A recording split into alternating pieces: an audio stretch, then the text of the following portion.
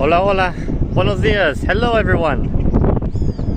Es otro episodio de Habla Inglés con Adán y hoy estoy en Nicaragua, Managua, y mis primeras impresiones, my first impressions. I'm not sure. Yo supongo que no es Europa, pero tenía otra cosa en mente. Aquí tenemos un bosque de árboles con colores diferentes.